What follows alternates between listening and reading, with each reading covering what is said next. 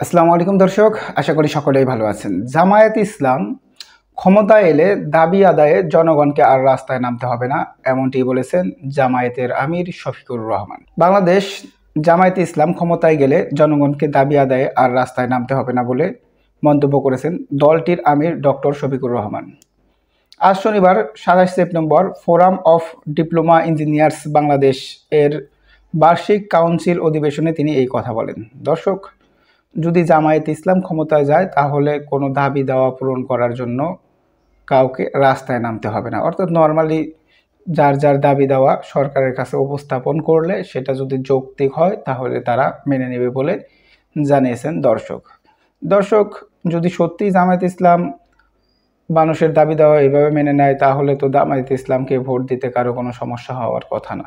জামায়াতের আমিরের অভিযোগ করেন, গত অর্ধ শতাব্দীতে তরুণদের যোগ্যতা অনুযায়ী কাজের সুযোগ সৃষ্টির পরিবেশ গড়ে তুলতে ব্যর্থ হয়েছে পূর্বের সরকারগুলো। অর্থাৎ গত 50 বছরে যে সকল সরকার এসেছে তারা তরুণদের যোগ্যতা অনুযায়ী যে চাকরির ব্যবস্থা বা কাজের সুযোগ সুবিধা তৈরি করা সেটা করতে ব্যর্থ হয়েছে।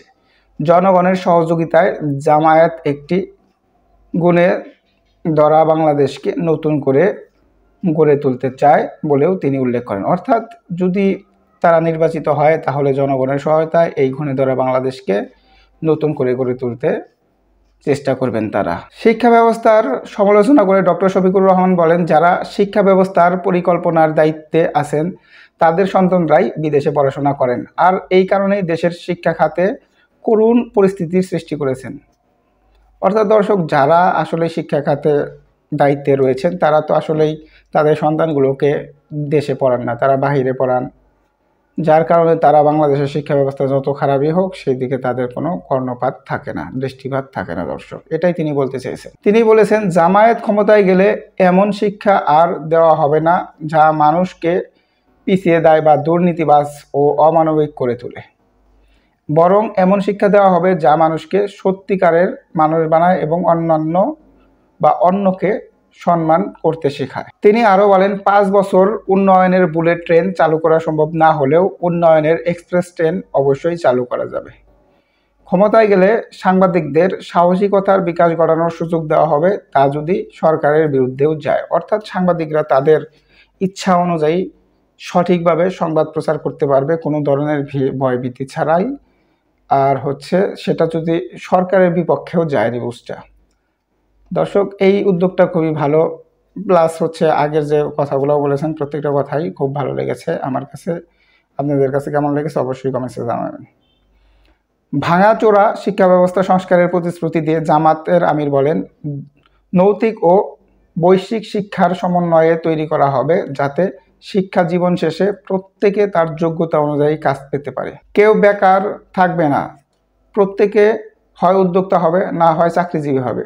তিনি আরও জানান, শুধু ডিগ্রির ভিত্তিতে কারো মর্যাদা নির্ধারণ করা হবে না, কাজের দক্ষতা ও ফলাফলের ভিত্তিতে মর্যাদা দেওয়া হবে।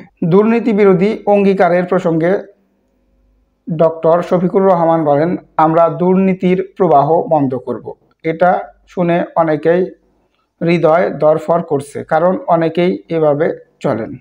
তবে যে সার্ভিসের গভীরতা ও দায়িত্ব যতটা সেই অনুযায়ী সেই কাঠামো নির্ধারণ করা হবে। অর্থাৎ তারা দুর্নীতি পুরোপুরিভাবে বন্ধ করতে চেয়েছেন, কিন্তু অনেকেই তো দুর্নীতি করেই জীবনযাপন করেন, তাদের হৃদয়ের কম্পন সৃষ্টি হয়েছে, এমনটিও তিনি বলেছেন।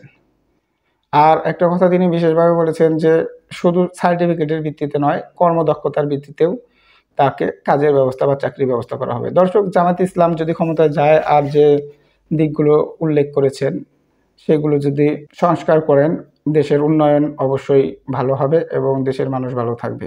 দর্শক, এই বিষয়ে যদি আপনাদের কোনো মতামত থাকে অবশ্যই কমেন্টসে জানাবেন। ধন্যবাদ সকলকে। আসসালামু আলাইকুম।